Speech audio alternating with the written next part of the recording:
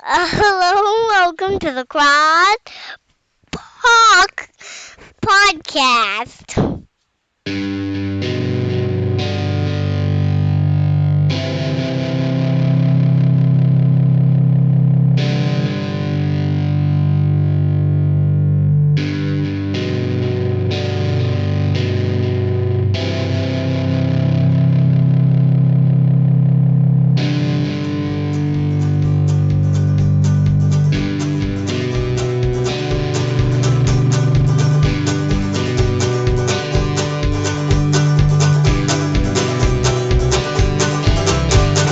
Watch now, here we come. No time for questions. It's gonna be a beautiful day to start up a revolution. Molotov cocktails, martini shotgun shells. Wild, wild, wild, wild one. God forbid the cops get called. I say the more the merrier inside this free-for-all.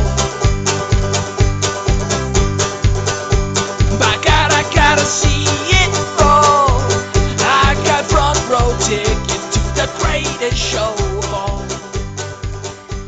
Okay, good morning, James.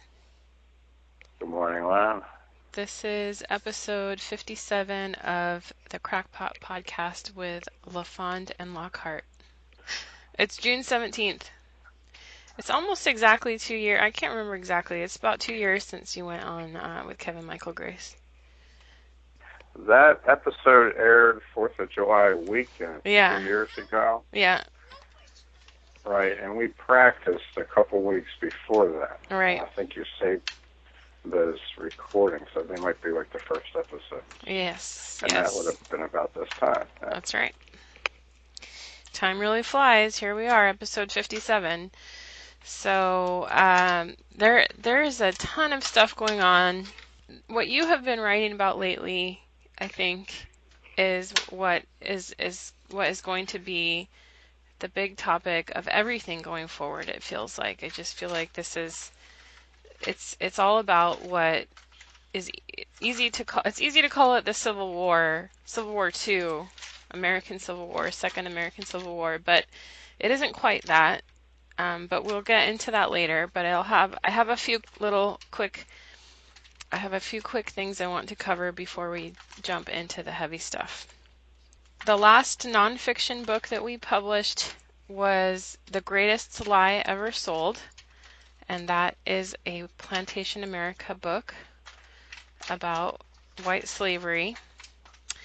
So I have a review from Charles Steiner here on Amazon. You can find this review. I'll put a link to it. The title of the review is They Were White and They Were Slaves, Revisited and Expanded. Critics have their work cut out for them to be able to criticize the author's extensive research and viewpoint here concerning white slavery in early America between 1640 and 1860. This is an amazing tour de force of historical examination, stunning, shocking, and saddening by turns. Michael A. Hoffman II's little tome of 133 pages from 1991, entitled They Were White and They Were Slaves, receives a much-needed revision and update through James LaFond's much larger historical map and journey through the early colonial time period. The author dismantles and destroys the cliched thinking in today's ideological conflict between the black and white races, particularly regarding notions of privilege, entitlement, and victimization. The truth does not revolve under skin color at all. Through thorough, indefatigable research, James LaFond proves firsthand, using primary evidence, exposing the foundational lie that America belongs to white people and only black human beings have suffered the self-esteem ruining experience of slavery. Caucasian solidarity never existed. And there's more the author manages to convey, too, regarding the dual role of American Indians in these times and how mixed race many of them were, including many an Indian chief, not to be missed. Towards the end of the book, the author makes a valiant effort to explore just why white people historically show themselves to be nearly suicidally altruistic, suggesting to the reader that the root for this phenomenon lies in prehistoric guilt. I'll leave it to the prospective reader to learn the finer details. The author's vision is speculative on this score, but well-grounded in many ways.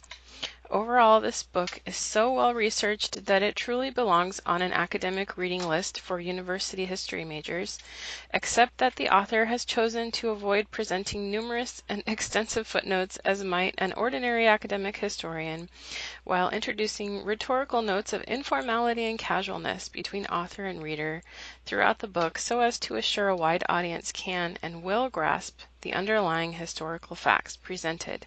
Not just college students. Facts all Americans really need to know. Wash that brainwashing soap called America's Mythic Palaver right out of your mind. The elites are out for you, whether you're black, white, or brown. Read this book to discover what's going on. Thank you very much, Charles. It's a very well written and very kind review.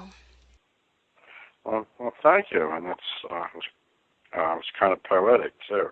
Yeah. At the end, and thanks to you, and I think Charles proofread it. Yeah, everything should actually be spelled right in there. Pretty close, it must be. And that book is a companion to Cracker Boy. So actually, quite a lot of footnotes do appear in Cracker Boy, and if you want a very, very full picture and lots of original materials, you should get both. well, thank Charles and Glenn. Thanks. You're very welcome. Okay, next thing I wanted to tell you is a really beautiful story of an 11-year-old boy used a machete to fight off a home intruder. Yes. Caught him in the head. However, the home intruder walked out of his hospital room and he's now at large. But in any case, I don't know the little boy's name. I don't know if they've released it, but I awarded him the official James LaFond Blade Fighter Ribbon of Excellence. Thank you, and obviously it didn't happen in Baltimore, Maryland, because the 11-year-old is not being sued. Right. Yeah. I love those stories. The once in a while you hear about a young kid who does this with like a rifle or something, you know. It only happens in the country where kids have these tools and know what to do with them, so I think it's great. If I had a single afternoon with an 11-year-old boy, I would challenge just about anybody to impose their will on him if they had a machete or a knife. Yeah, yeah. That's great news. So, well done, young man. Oh, well, we might have our child soldiers of the future here after all. Oh. Well, I think of them as defenders of their home, and yeah, we don't want to march them off away somewhere. All right, what can we do next? I could see a future where the preteen video gamers were recruited to operate drones. Yeah. Oh, that was the premise of Ender's Game. Oh yeah. Yeah. Yeah. No, if I really like Orson Scott Card. I would have picked that up if it wouldn't have been a whole series of books. I think you can get away with just Ender's Game. Oh, okay. But the later ones are good too. And it's definitely for kids, for younger. You know, it's for young people. But it's a good book. I'll definitely have my kids read it at some point. Oh, cool. Yeah. So I had prepared all this material about like female stuff that's going on. And some of it was funny and some of it was serious. But then yesterday, yesterday I was catching up on, I've been away, so I was catching up reading your website. And then something happened, this huge power outage in South America. And so I really got to thinking about the Civil War issue. So we can maybe intersperse some of the girl stuff with with Civil Well, War. girl stuff is a good perennial topic. Right. Bitches are always going to be getting out of line, so yeah, that's reliable. That could be like a regular installment on each episode. Yeah. We talked about how you appeared with Kevin Michael Grace 2 years ago, and the guest that appeared right before you was Katie McHugh, remember? Oh, yes, I remember her. She got in some kind of trouble for writing for Breitbart or something. At that time, she had been writing for Breitbart, and her tweets were getting a little too hot for Breitbart, and so she lost her job. And then one of the things she did immediately after was go on with Kevin Michael Grace and, try to drum up some work. However, now here we are 2 years later, and she has disavowed the alt-right, sat for interviews for a long piece about all the things that she's been through, and she's even accused her former friends of sexual assault on Twitter. Of course, no police reports that anybody has seen, but lots of Twitter accusations. So, well, women that would traditionally tend to be defined by their children, or tend to define themselves according to their children. That's been my experience, and I also think that a lot of these, if they don't have cats, a lot of women will define themselves according to whoever's banging them at the time. So, I don't know anything about Katie, but she seemed kind of cute, so I could imagine some alt-right dudes that had brains in her feeding her material in return for companionship. Maybe that went sour. I don't know. Could be that simple. Maybe she met some guy that looks. It's the guy that his last name's Younger, and he's a superb writer. He did The Perfect Storm, and he does some like stuff on tribalism. And he's kind of lefty. That fellow. Maybe she found some left-wing guy that actually, is like a masculine type. Well, I think the other issue is the social ostracization is harder for women, and she had kind of a good gig as a journalist, and she had that taken away from her, and now, no friends. The people on the right, nobody on the right really stepped in to protect her when that happened. So she's alone, and that's really hard. She's waiting tables. Really? Yeah. I'd tip her. I mean, she looks different. Part of this. What else are Irish chicks going to do in America, right? I mean, they've been waiting tables since, laundry. The 1630s. Yeah. Yeah, laundry. So she's doing pretty good. She could be doing laundry. Right. That's what she'll be doing 30 years from now. Right now, she's waiting tables. So let me tell you, but she looks really different, and I didn't send you a picture, but she sat down for this great interview and long profile piece, and they took some pictures of her that they're clearly, the people who ran the story obviously are leftists, and this is a lesson to people that you cannot expect sympathy from the left if and when you choose to leave the right. They wrote this story that just made her look really sad and pathetic and emotionally fragile. And they ran these pictures where you can clearly see that she's wearing a wig and she's wearing like stick-on eyebrows. And so she just doesn't look well, and she isn't well, And so it's really awful. I mean, just for that reason alone, you should not try to defect. But on the other hand, I think that it's a note of caution because it's not a good way to make a living and it's not a good way to define your life. Especially Oh, for a no. woman or, a young woman too. You can tell by the chicks that are on all the network news shows and the local news anchors and everything that these are all girls that couldn't make the cut for modeling. Okay, we're probably like better than everybody they went to school with, but not good enough to get paid for people to look at. So then they bracket down to news. There seems to be a whole lot of that, marketing sex appeal as a news thing, or in her case, I mean, she wasn't one of those girls. She was just cute, but sometimes the news is easier to digest when it comes from some cute little person that doesn't seem offensive.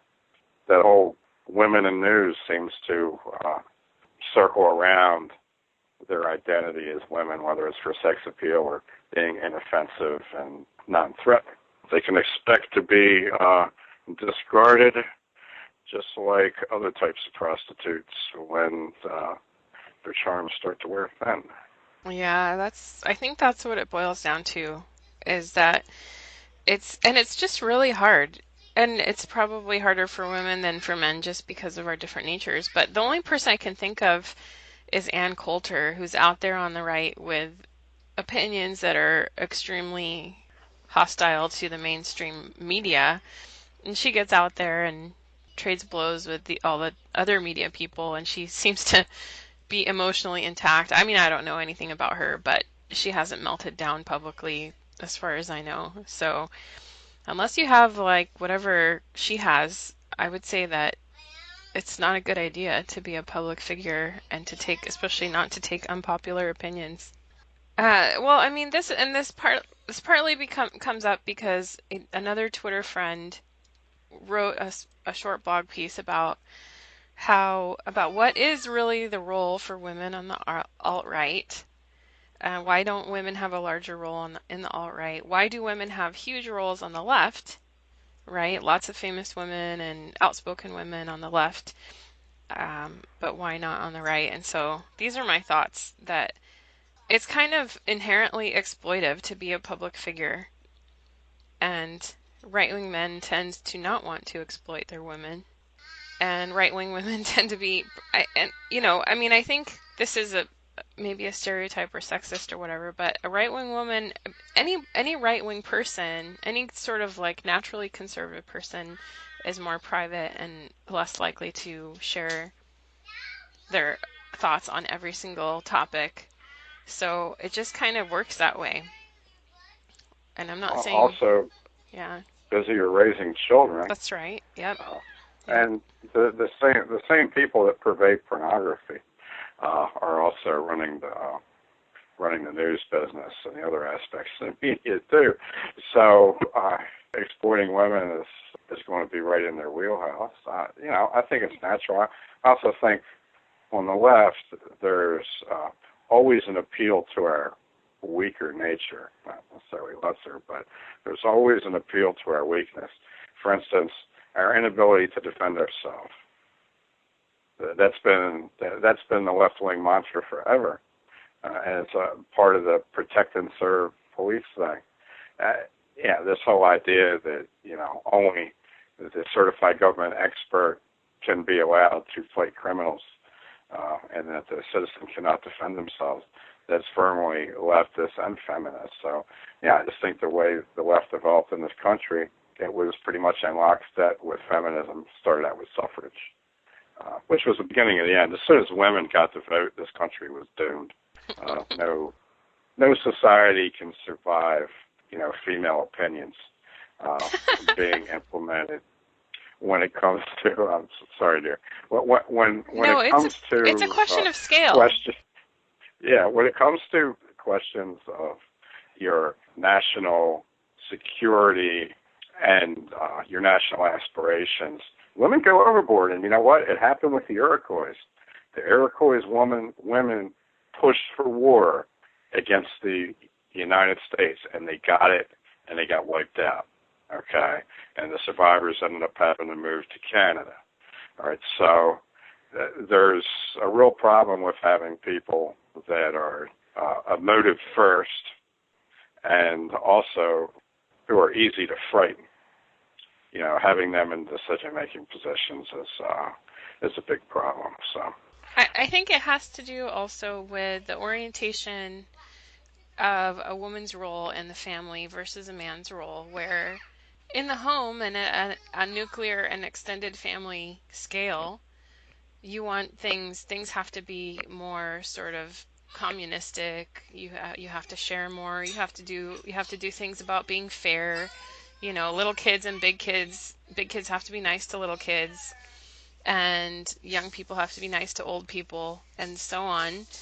So all that stuff kind of makes sense at our scale.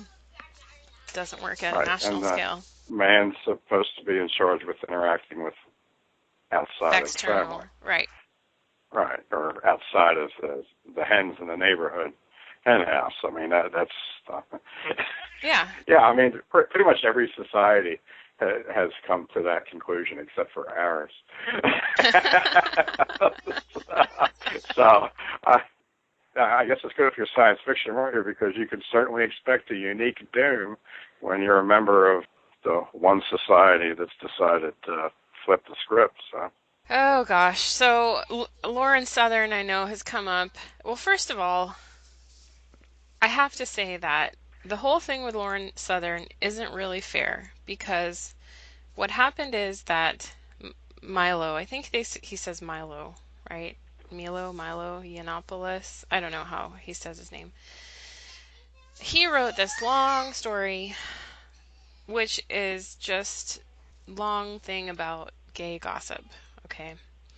Where he's dishing about these other two gay guys who are filmmakers, and they worked with Lauren Southern to make Borderless, and they've worked with other sort of right-wing figures to make different movies. And he writes a long story about how they're basically con artists, and they're always begging for money and spending other people's money and drinking a lot of champagne and blah, blah, blah. So not very surprising stuff, but he dropped in there this little nugget about how Lauren Southern has made her career, which she has officially retired from, by using men to provide content, her writing and things like that, and scripts, which she did not credit them for, but which she was involved with these men romantically at the time. I don't know what to say about that. I did see Borderless, and I must say I probably would have I would definitely have provided some content for Miss Southern in return for. I was going to say, Lauren, if you're listening, James will write you a book. Yeah, I'll write her a book. But yeah, I thought she was put together quite nicely. So, as far as I'm concerned, she can't possibly be the villain in this based on her appearance and sex appeal. So it must have been those vicious tonsil hockey players that screwed everything up. But there were things about the documentary that I didn't like. I watched it with Manny Soprano, and he actually said that he would acquire Laura Southern as a dancer if she was on the market, despite her advanced age. He's pretty much the opinion that post-25 women are immediately become hags. But even though she's obviously past 25, he still thought she was nice looking. But the style of the documentary really took advantage of her in that way. She was scoring interviews with women, with African women, for instance, that I doubt if they could have that they would have given that interview to a woman. And then on the other hand, she's scoring interviews with guys from really patriarchal societies, like this old Turk, that wouldn't normally be giving this woman a place on the stage and them acting as her, as the second wheel there, if it wasn't for the fact that she was this glamorous-looking Westerner, because she actually looks like one of these chicks that a network news station would put on the desk, to read the news or something like that. Just short of model quality, but a lot better looking than the average girl. That part of it I didn't like. with her walking in high heels on the stony Turkish beach. But the content in the documentary, the people that she questioned, she let immigrants really speak the most damning words. And there was an African man that said that, I would be very angry if I was an Irish person in this town, because there are homeless Irish people here that have no home and have no work, and I've been given a home. And that would bother me if people came to Zimbabwe. The main thing that you find out in this Borderless documentary is that none of these immigrants into Europe are poor in their own country. These are the second-tier elite. These are the people that you can tell probably have a government job, and their boss gets his head cut off, so they got a head for the high grads. They're spending $2,000. Okay, I couldn't do that. They're spending $2,000 to get to Ireland or whatever. There's a small Irish town that they showed an aerial of. There can't be more than 1,000 people in this town. It's got one bar, had one hotel. The hotel went under because the economy went bad. And the hotel decided to get into the refugee resettlement business, and they brought in 100 single men from Africa into this small Irish town. There's no work for them. There's no work for anybody. There's homeless Irish people on the street in this town, and there's 100 single African men living in a hotel that was once like the nicest place to be in town, and it's still apparently the nicest place to be in town until they trashed it. So it was worthwhile watching, and it really she got right to the economics on the issues, and I thought the females were pretty forthcoming, in the interview with her, because she was a girl, and but it was too much of like Miss Blana. She's like the tall, blonde, Westerner talking to these people, and you could tell by the way this film, there's a dozen dudes behind her, off camera. All you ever see her, but you can hear this crowd of people following her around. I doubt if any of them are women. Okay, so, good riddance. But if Laura Southern is looking for a book, I can do one on the weekend, and I'm sure I could keep her busy for a weekend too. All right, so it could be a fair trade. All right. Thank you, Lynn, for putting that good word for me. Yeah. Well, she made this big announcement that she's retired, and I don't know. Which means instead of banging a dude that's got a good idea and can write, she's now banging a dude that's got money. That's what that means, okay? Smart girl. I want to do a little more on the role of women in the alt-right, and then we will move on. So there is a particular role for women in the alt-right, which makes me laugh because I don't know what else. It's just funny to me. But it's the gun thoughts. Do you know what I'm talking about? What? The gun thoughts. These pretty girls who pose with a gun, and then they write a little caption about Second Amendment shall not be infringed. That's appropriate. I approve. I mean, you could, for all I care, they can quote Marx. Okay, but I would approve of that. So. Oh, there's a funny genre of memes out there where you put a picture of Salma Hayek and you put a Hayek type of economic quote. That's funny. Yeah, those are funny to me.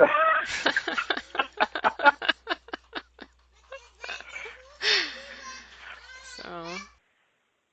Yeah, the guy that was in charge of the Ludwig von Mises Institute for Economics. Yeah, exactly. Yeah. They generate these high quality memes for libertarian economics. So it's good stuff for Salma Hayek.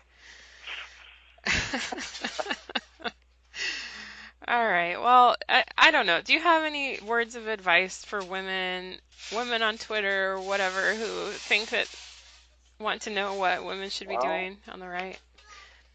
I mean, I want to say, yeah, I do this because we have fun talking on the phone, and maybe it helps sell books, but I don't have any I never don't ever want to be famous. Like if this thing gets more than 500 listeners, we'll probably have to shut it down. So.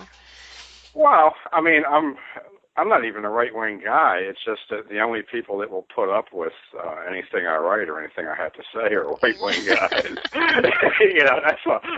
That's all. I'm just I'm on the hairy side. I'm just on the masculine side of things. That's all. And no, you resist political categorization, but there's absolutely no place for you on the left. So, there just isn't.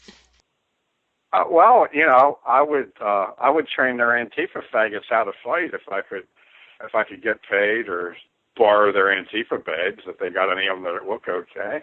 So I'm fairly mercenary when it comes to that. I just won the ex-wife of a fighter I trained was like trying to tell me that I shouldn't be training this guy because he's a bad guy and he was abusive to her. And I don't believe for a minute that he was abusive to her, even for a second. And I'll tell you what, the dude's a saint, but I absolutely guarantee he didn't lay a hand on her. That was the problem. He was so sick of her bitching, he didn't lay a hand on her, and she got mad. But anyhow, she's trying to make sure that she cuts him away from all human contact. So she's going around to his martial arts instructors and his fight coaches, making up these stories about him being a woman beater to try to get them to stop coaching him. And I told her, I said, okay, well, we disagree on the facts of what you say he did. I said, but if he did what you said he did, I'd still coach him. I said, I would coach Jesus Christ and Satan to fight each other in a death match, and I would coach both of them to my utmost ability, because my God is war, okay? That's it. Capital W, capital A, capital R, okay, in the old way. And that's more important to me than all these politics and everything. I'd rather just have men on this planet that were able to fight and willing to fight rather than, whose economic or political system would be in charge. I really don't give a shit about that. So as far as women go, a woman's place is she's the prize. She's property. Okay, so politically, a woman should be in the center. And then the guys on the left and the guys on the right can fight over her, and that way she'll be prepared to compromise with whichever one of these assholes wins. And that's what it is. So being a woman is about being a prize, okay? So, who what? I mean, if Trump slips and falls and Bernie wins, you need to be able to, be Bernie's bitch, which might mean, it might mean dressing up like a dominatrix and slapping them around. Who knows? Okay, he might need a strong woman in charge. So, but and then on the other hand, Bernie croaks, then you might have to throw some of your squeamish sensibilities out the window if the guy that wins the presidential race is General Mattis, for instance. So, the women have to be more flexible as far as their ideology goes. That's just that. The chance that they're going to agree with everything their husband agrees in is, I think, in a healthy relationship, it's kind of like non-existent, because we're supposed to be opposites to begin with. So I think that getting women involved in the political process, I think it's just a way to turn people against each other and break up families. Yeah. I guess women on the right see that the left has lots of high-profile women and just wonder, don't I have something to contribute? I don't know. So I understand that, and I'm guilty of it too, because here I am podcasting with you and editing your books and stuff. So I'm doing something. But I'm not political. Well. Yeah. I'm not political. I'm anti-political. To say that, I understand that, and I know that you really mean that, but there's no such thing as not political in this world that we live in. That's how I feel. Like to transition to our next topic, we're in this civil war with like a million factions in it. I'm not just non-political. I'm anti-political. I think politics is for faggots and liars. Okay, period, or whatever side you're on. Okay, Yeah. you want to raise some man up on a statue and worship him, or some woman, or some cut up piece of painted meat. I don't know, It's So, war. Someone said it's war by other means, right? So it's proxy. Democracy is like, let's count heads instead of fighting. We'll count heads, and whoever's got yeah, more. and then you go and pillage the people that lose. Right, Sure. right. So Yeah. it works out that way. So tell us about this Civil War investigation you're doing. You have 3 long time acquaintances, friends, good friends, people that you train with and that you're friends with, who have 3 different views on this idea that America is soon to be plunged into a civil war. Yeah, I got the idea because I met these guys for the first time in a while, at least some weeks, in one case, almost a year, 3 nights in a row. And and we had all 3 of these dudes bought me dinner, and the conversations that they initiated all started with, what about this Civil War that we're stumbling into, okay? And one of them's a lefty, one of them's a conservative libertarian type, and the other one's third positionist, basically, fuck America. That's like his favorite thing to say. So there are these 3 different guys. So I thought I'd already been getting so many questions about this type of thing. I remember dealing with this when people were writing me for advice on how to defend against Antifa attacks when they go to these rallies, and I'm like, you really shouldn't go to these rallies, because when you do take my physical advice and you win, then you're going to lose, because then you become the person that the government targets. And yes, that did happen with a lot of people. But I have listened to about a dozen podcasts on this subject, including a Myth of the 20th Century one with some dude that's a YouTuber that wears like a red helmet and a suit or something. I think everybody's missing big swaths of it because it's so much of a big subject. So I just wanted to look through the cracks. So on one hand, I'm just going to be trying to look at all the information I gather and everything I'm presented with, and the behavior of people I run into from the point of view of the social breakup. And on the other hand, I want to try to look at it from the point of view of these 3 people, and in the end, try to imagine the worst case scenario and how it would affect these 3 guys, how it would be different for each one of them, and it would be different for each one of them. I don't think we're looking at a civil war. I've been calling it the uncivil war. Probably the first thing I wrote on the subject was uncivil war warning shot. My first day back in Baltimore, 24 hours, 22 hours in town, I get threatened by this hood rat because I'm dog sitting. I'm letting somebody's dog outside, and I politely waited to open the door for these 3 young hoodlums to walk through the alley so that the dogs wouldn't bark at them, because they didn't want to wake up the neighbor next door that worked during the day. And then one of these guys threatens to beat me up if I come outside. It's an uncivil war. It's internal end to something that's been extremely violent in the exterior in its expression as an empire. America, I think, is going to fall apart violently also. And as focused as the grand levels of violence were that the United States has imposed on all of its enemies, I think that's how unfocused and scattered this violence is and was. I mean, this is in 2015 when the mayor of Baltimore told the police on the news to let the rioters do as they would. Right. It's been that way. No cop ever tries to get in between a target and the perpetrator of a violent crime. I mean, it's the opposite. They're stepping out of the way as much as possible. Black Lives Matter. BLM was given control of traffic on I-83 in Baltimore. And when people tried to escape their cordon and BLM people were injured, the Baltimore City Police moved in and helped them. Antifa in Portland was given control of traffic by the police.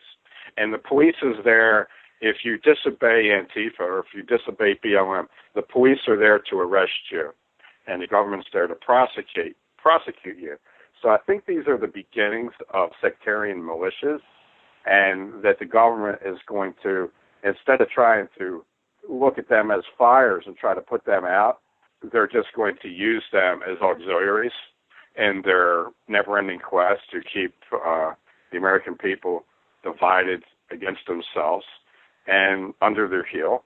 And when you look at the fact that in almost every violent crime that I've looked at, and this is particularly true, and it becomes more true every year, to the point where there is no other type of violent crime.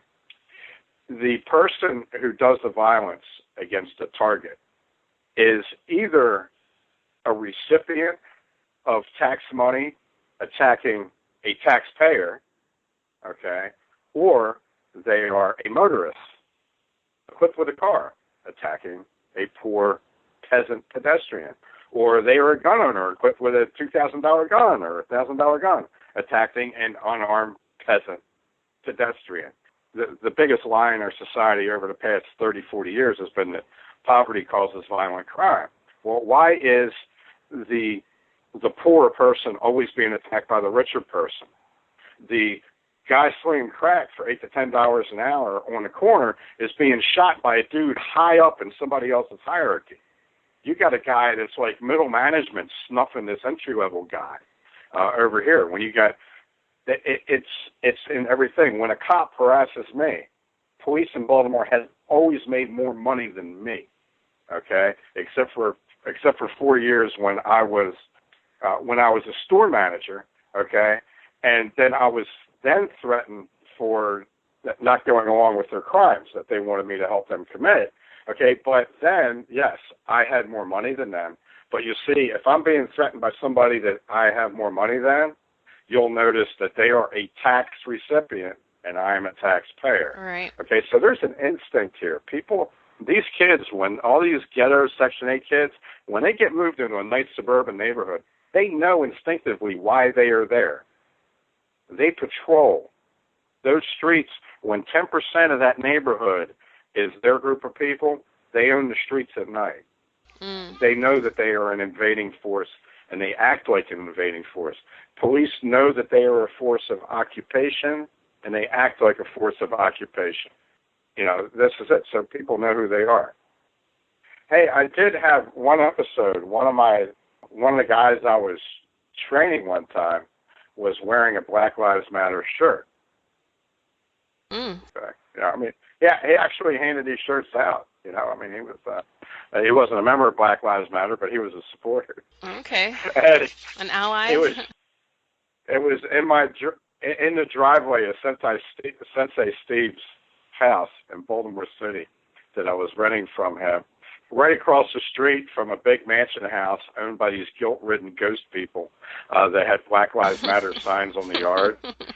And Sensei Steve comes outside, and this is right after my black lesbian roommate asked him to evict me because she said I was a Nazi, even though I used to carry her groceries in every time she brought her groceries home from the store.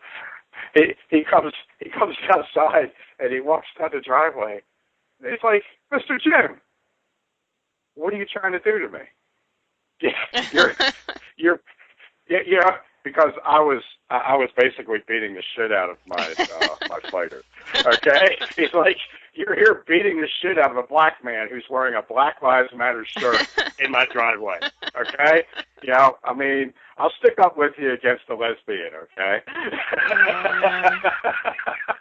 but you know, he's like, "I got to draw a line here." Okay, so at a certain point, individual relationships are going to trump things like your skin is your uniform. You okay? think so?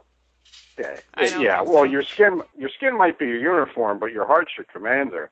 And during the riots, there was one good thing that happened. I trust your heart. I don't trust your enemies' hearts.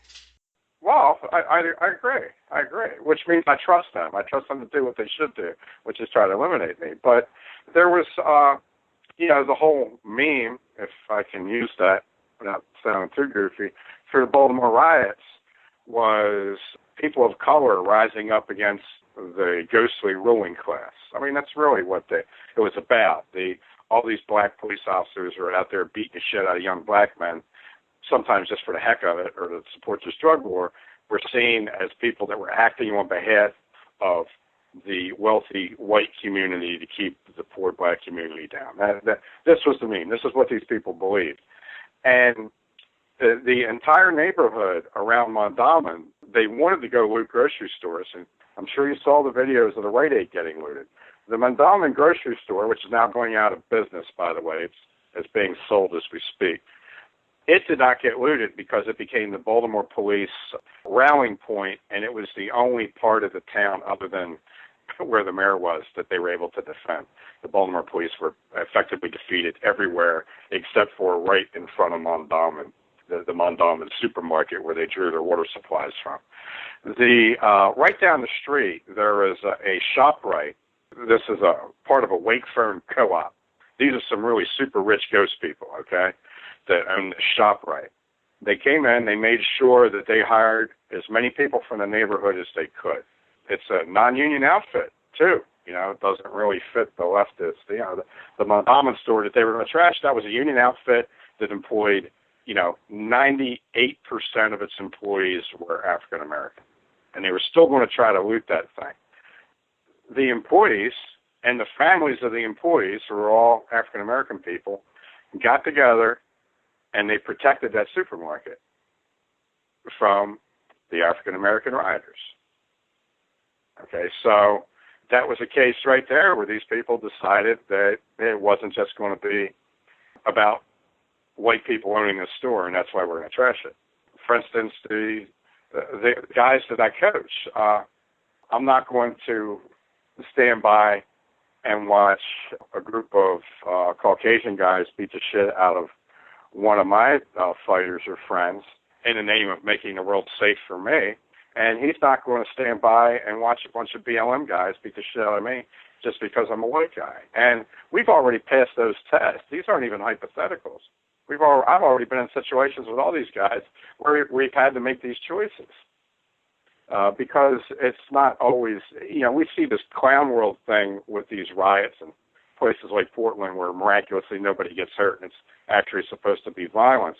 But real violence doesn't start out with a parade. Real violence starts out with subtle body cues and often unspoken agreement between who's with who as to whether or not they're going to stick together or not. And these things resolve themselves that way.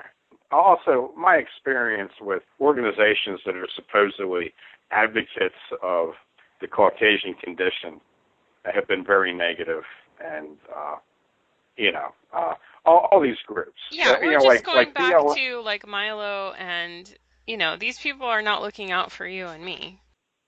Right, like BLM had some of their leadership was killed.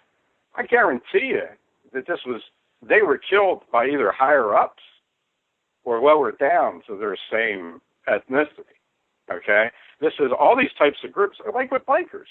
Who kills bikers? Bikers kill bikers. All right. The same gang. They kill each other. Anytime you get into these gang situations, where you see all the violence is internally. I mean, look at the Soviet Union. Right? They went 30 years and 60 million deep, killing people, keeping them in line. So that's just the way all these things are going to go. The people that are going to do violence to you are the people that are telling you that they're organizing for your group. And then as soon as you have a cross opinion to the leaders of your group, they're going to do violence to you. That's especially in a cowardly society like the United States, where it's all based on safety and security and cowardness rules, and cowardness is always the default. Then you're going to see predominantly in-group violence. You see a protest for this one kid that gets killed in Tennessee and some kind of major chimped-out riot, right? But the same weekend, 53 black dudes get popped in Chicago, and nobody gives a shit. Right. Okay, so, you see it right there. People care about one out-group killing, and they don't care about, a dozen in-group killings. All right. Okay, so in this, like America, the tolerance for violence is going to be in-group. The people that are going to kill you, if you're an alt-right guy, it's going to be alt-right dudes that are going to do you in, or it's going to be government. I mean, the big hammer is held by the government. So, yeah, let's talk about the government, okay? Yeah. Go ahead, your enemy. Your enemy is the spotter. Okay, so if you're an alt-right guy, Antifa and BLM, they're just pointing fingers at you. They're spotters for the people that are going to bring the hammer down on you. And vice versa. Some of these people will, there'll be people that screw up on the left, even though the government's predominantly going to side with the left. All right. In this, now, what's very interesting, this is very fascinating. The two, the right-wing guy and the left-wing guy in my little three-person control study here, they have one thing that they absolutely agree on. And what they absolutely agree on is that the police, law enforcement, all the federal agencies are going to support the right. The guy on the right, the libertarian conservative, and the guy on the left both have an absolute ironclad belief that government is going to come down on the side of the right. And all the evidence points to the contrary. Yes. So okay. This is what I want to talk about, because my thesis, my new idea that I would like to add to your Civil War project here is that the Civil War is already it's a hot war, okay, because we talk about, like, is it a cold Civil War, or is it one side is fighting and the other side isn't? But the actual fighting, I think, is right now going on inside the government more so than anywhere else. Okay. Oh, yeah. We have... definitely. Yeah, go ahead. Well, one thing I'm thinking of is that deep state op where they gunned down how many people at that country music concert because the God Emperor didn't want to go and bomb Syria, and he ended up bombing Syria like the next day. A couple of FBI agents got whacked when they were going to investigate that thing. I bet that's an example of agencies inside the government actually killing each other. Yeah. Well, here's what I have recently. We have Border Patrol agents. And now please keep in mind that Border Patrol agents are largely Mexican Americans. Okay? There's some kind of lawsuit going on, or criminal trial for an agent here. So these guys are texting each other, please, capital letters, PLEASE, please, let us take the gloves off Trump. These guys are chasing down infiltrators, people who are crossing outside of entry points, and they're exchanging these text messages that are quite crude, but it's not something that I'm surprised at all to read, that they're the way that they refer to these migrants and how they describe their confrontations with the migrants. I'll send you a link. You have an example where people who have a simple job to do want to do the job but are prevented from doing so by the bureaucracy. Okay, and you have cops that you are friends with and you have interviewed recently, and they describe to you how that, what did he say? Like, unauthorized survival training is not allowed. This is a cop in Portland or thereabouts? Yeah. So they're actually, the cops are explicitly told not to train, right? Yeah. What other examples do we have? We have the classic case of State Department versus Department of Defense, or, spy versus spy, where we have this absolute clown show going on in Iran, where a Japanese ship suffered some damage. The media says it was Iran. The Republicans say it was Iran. The Democrats say it was Iran. President says it was Iran. Japan says, no, it wasn't Iran. It was something strange happened. We don't know. And the American public... I'll go with the chaps. Yeah. Well, the American public is largely... I don't know. It's hard for me to really gauge, but I don't think that this little operation is working. So I don't know if they're going to escalate or if they're going to... The Syria thing, going back to the Syria thing, you had Mattis petulantly resign. You had Trump lob a few missiles over there to some abandoned airstrip, okay? And he did that while the Chinese Prime Minister was sitting next to him at dinner. So I think that was a really calculated move, calculated to like placate the war parties and impress the Chinese Prime Minister and also minimize the damage done to Syria because it doesn't, that doesn't really serve world peace. Anyway, so I hold out hope that sanity will prevail again with respect to Iran, but it's wild. Like you can find people, all kinds of people giving speeches about how we have to go to war with Iran, we have to change regimes there, we have to celebrate that something's happening, and it's just insane. Like we're supposed to believe that Iran is the aggressor, you know? But I don't think people are buying into it this time, but we'll see. Imagine being in Iran would be like being in the United States while China was military occupying Mexico and Canada. Yeah. I mean, and had aircraft carriers like parked right off the Chesapeake Bay and the San Francisco Bay. I mean, it's just really mind-boggling. I haven't been consuming any of this media, but I can use my relatives for barometers. So when the darling woman who taught me that I wasn't supposed to fight back when people picked on me in school, when she all of a sudden tells me that we should really nuke Iran, oh no, then I know that she's been, because people in my parents' age group that started watching TV in the 1950s, these people were totally programmed. That I think they're called the silent generation. Yeah. They're just, they're older than the baby boomers. Yeah. They are, okay, now boomers, you think, boomers are TV programmed.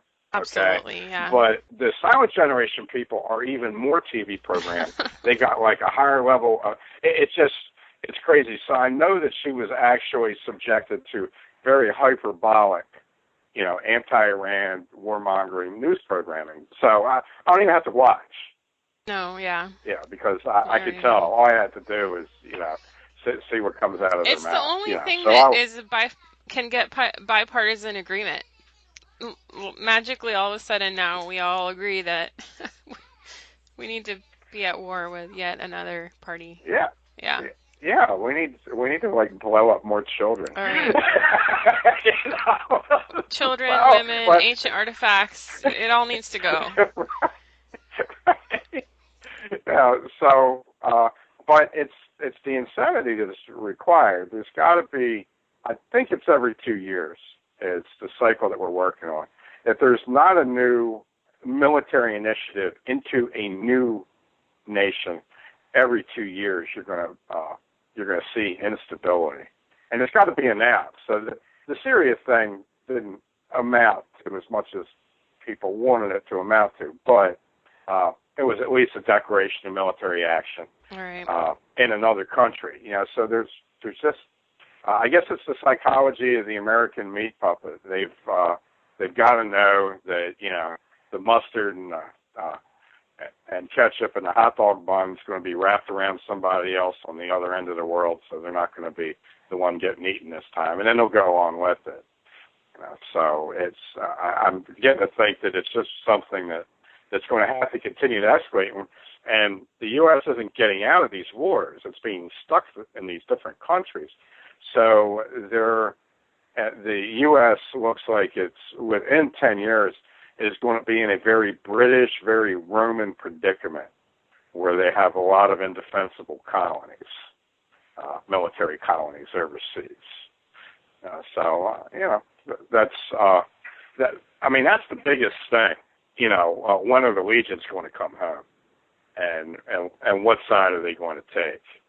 Because you figure all that the U.S. military has been being used for in my lifetime is to impose certain types of civic governments on people that don't want that, and to get the water running, get the electricity on. Or after they blow up the water and blow up the electricity, then it's their job to get it on To put it all back. and everything. But yeah, the only thing that this army, that this military has been being used for my lifetime, is to go in and act as like this civilian police force in all these different countries. So what the hell is this? If it ever has to come home, if it ever does come home, what is it going to do? It's only tooled up to do one thing, which is to police rest of civilian population. That's it. That's all this thing does. It doesn't really fight other militaries.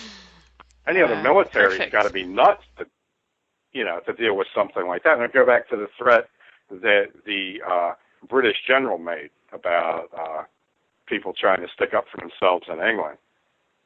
That the British have 10,000 guys are ready to roll. Yeah. On the ground. Domestic, yeah. Deployment, yep. Yeah. So and we've had numerous National Guard deployments recently. And the one in Baltimore was effective. When the police lose total control, you're going to have to go to a de facto military. Especially if the police have been purposely. You poking fun of my hometown, girl? No, I'm just thinking of the piece you put up recently where your cop friend said, we're not allowed to train. There's no, everything is like warning about you don't want to get sued, you don't want to engage, you don't want to do this or that. In California, we recently passed something about that cops are not supposed to pursue or this or that. Yeah, so we've had that for a while here, and it's worked very well here. So it should help you all out as well. Yeah. Well, yesterday was Father's Day. Happy Father's Day. Thank you. Yeah, Thank you. but something crazy happened in South America, and I do have people in more than one country in South America, so I was following this closely. And it bears on this Civil War discussion because one is that people, particularly preppers, anticipate this type of thing. So let me tell you what happened yesterday. Yesterday in the morning, the power was cut in all of Argentina, I'm going to say in English, Uruguay, parts of Brazil, parts of Paraguay, parts of even eventually Chile was affected as well. Okay.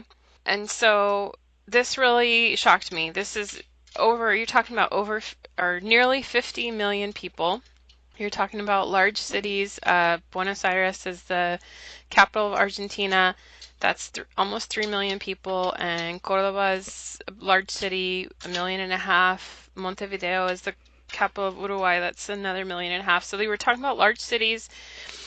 And these are urban populations. And it's really maybe not quite first world conditions, but these are people who are accustomed to having 24/7, 365 electricity. We're not talking about like Pakistan where 2 hours a day is normal, or whatever, other parts of the country, the world. So these are people who are accustomed to very reliable electricity and therefore have short lead times for food and everything. So I was watching very closely, and it was really amazing because they put it back together the same day. What had happened was that there were very heavy rains in southern Brazil and northern Argentina. It overwhelmed a hydroelectric dam, and the power plant at that dam was taken offline. And that action So you had the rolling power failure. Yeah, that triggered stress onto other lines. Well, it triggered an automatic shutdown of the whole international grid. So then I think what they eventually did was regional providers unhooked from the national grid and restored power, and ultimately they booted the national grid back up as well. I am really amazed. I am really proud of these people. It made me think of Bob in Utah. In fact, he and I texted yesterday. As you know, Bob spent his career providing water to residents. And there's really people don't appreciate how much work the utilities do for us. The water and the electricity that just comes magically to our homes. And I think preppers are right in predicting mayhem and bedlam, when these things go down. But I also think that these guys did a really good job, and there's reason to believe that our people would do a really good job um, when that time comes for us. And I think it's because, once again, Bob, people like him who are really diligent, dedicated, hardworking men who work for government agencies, whether it's municipal, state, or federal, and they're still out there doing a really good job. So I just want to say thank you to those guys. Well, the failure of those systems, that's what people point to when they talk about a civil war triggering people to fight amongst pre-existing political and cultural fault lines. I think it's got to be something external. It's going to have to be natural disaster to bring about these kind of conditions. And as long as it just happens in one region at a time, then it's not going to blow up into some kind of civil war thing or anything. For one thing, Americans are so damn fat. There's never been as many fat human feed cows on the planet before. Starvation is a huge factor in earlier civil wars. Not the American Civil War, but the way most civil wars broke down in the past. That was a big factor in motivating people. Right now, it's just motivating people to get here. Once they get here, it's paradise compared to other places that they've been. So, barring something like, a sunspot like wiping out the grid in North America or something like that, or, some kind of other terrible natural disaster, I don't think we're just going to have the conditions for the type of civil war thing that people fantasize about. I think we're looking at like probably a pretty long, high-tech dark age. We're definitely morally, we're in a dark age, and we're going to get there intellectually too, because a lot of the high-tech stuff we have has the effect of making us more stupid, more ignorant, and less informed, and have less to correlate things. I'm thinking that it's going to really correspond well with the low sunspot activity cycle we're going to be in for the next 30 years. Yeah, that's... Okay, as temperatures cool and global warming is forever recast as climate change. All right. Yeah, the only thing that's really going to look like a civil war is whatever infighting goes on amongst people on the left and the right in their own groups politically. All right. Where you're going to see, media lynchings and so on. So yeah, to all the preppers out there, I think it was a little bit of a disappointment, that as far as I know, was not really massive unrest. It was a Sunday anyway, and holiday. They have Father's Day is the same day. They have a different Mother's Day, but it was Father's Day down there as well. And so that was probably part of it, that everybody was probably expecting to have kind of a low-key day and maybe had already planned for meals and things like that. So, yes, people are fat, but people still get hungry. They're not going to just, take the chance to have a diet, Well, the one thing that really makes people mean is an extended period of starvation. It and has to you be deal a with day or this two, right? Well, you want to see even longer than that. You want to see a cranky guy. Mm. One of the guys that I coached, and he's a big one too. Okay, and big people that are starving get even meaner than little people that are starving. The lightweight was fine, okay, but the middleweight, good God! You got to be careful what you said to him. Until he finally made the weight at the weigh-in, and then he could eat. Okay, so you imagine, Imagine hundreds of thousands of people like this, and people who aren't disciplined. This is a highly disciplined guy. Right. Imagine it being forced upon you, this situation, and you're talking about 2 weeks. The main thing is something that would interrupt the highway-borne transportation of food into the cities, or the main things that you're looking at. The supermarkets only have food for 3 days. You can look at, once everything gets looted, people being okay for a week. Then after a week, they got to find some food from an exterior source because it's not coming into the city anymore. So if you could get an interruption of the road net that would affect enough centers like that, like if the New Madrid fault line went up and the Mississippi River was cut and all the supplies had to go through the Great Lakes in New Orleans, you couldn't take anything straight across the middle from out west, and that could be a huge thing. Then you'd end up with food riots and stuff like that. My bet, my favorite one would be the La Palma.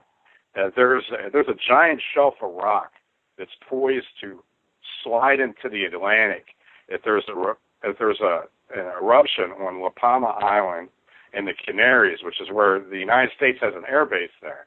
And if that happens, New York is going to look like Indonesia. A kid. Yeah, it's tsunami. going to be Or it's going to be Fukushima. horrible.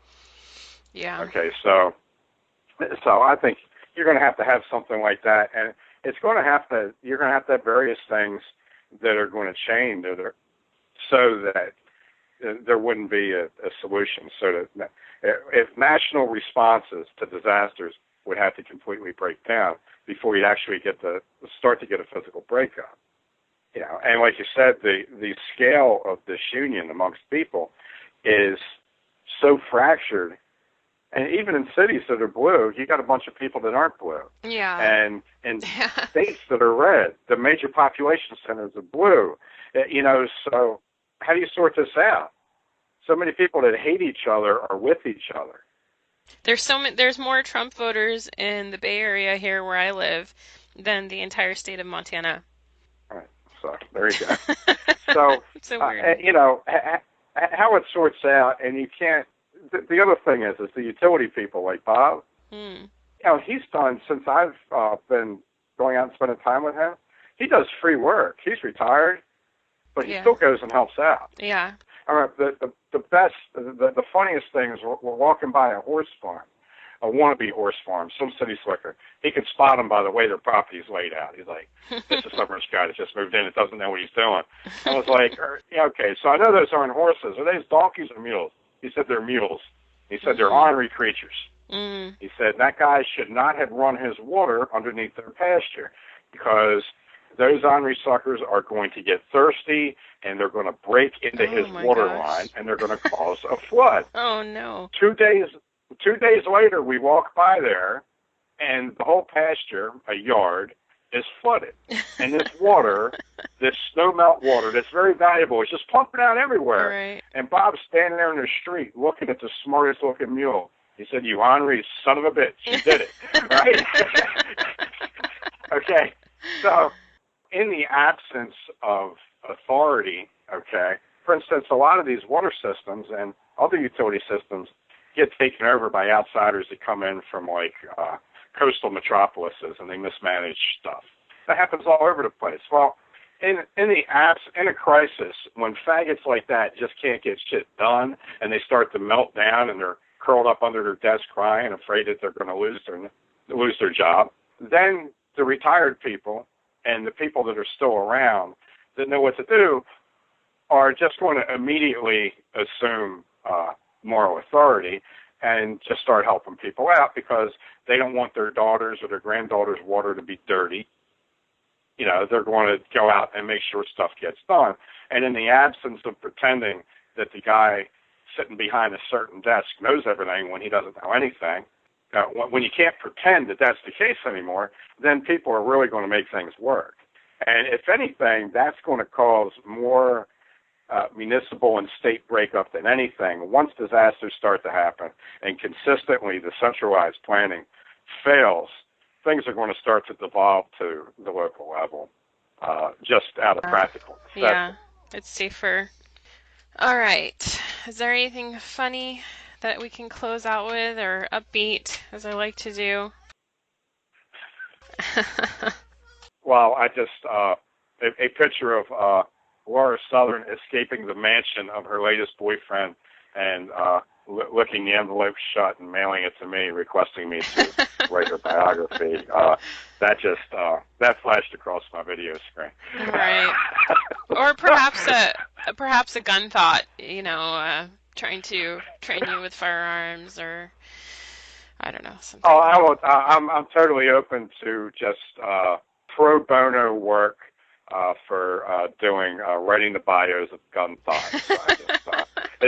As long as it's a product of an in-person interview, then I'm sure that I could authentically render it as very persuasive. Ah, okay. All right. All right. So, girls, listen up. It's all about the girls. I'm a completely selfless and charitable soul. Yeah, that's right.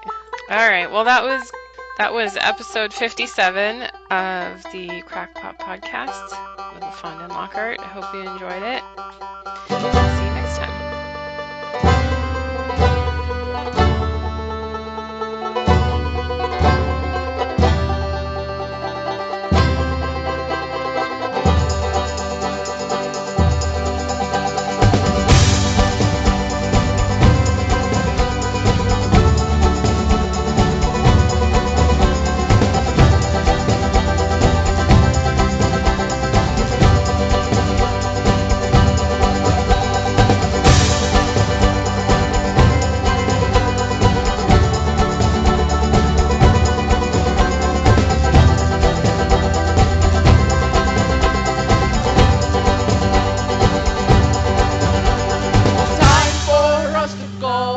Getting late and we've got shit to do in outer space. Mothers can wait.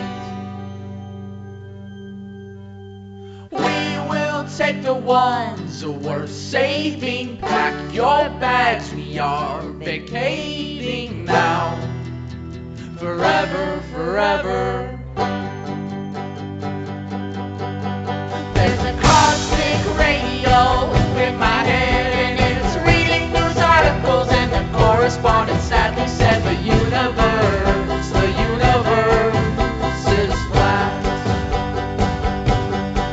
He also mentioned that gravity is caused by our cavities and our reflection of time's not a receding hairline, it's all mass produced in the back of our mind.